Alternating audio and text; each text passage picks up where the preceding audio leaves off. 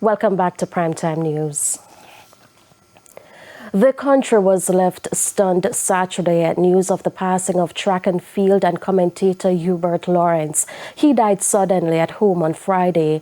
Over the years, Mr. Lawrence worked with Television Jamaica on a number of track and field broadcasts.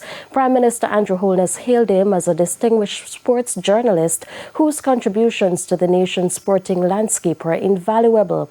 Opposition leader Mark Golding says he played an instrumental role in shaping Jamaica's athletics.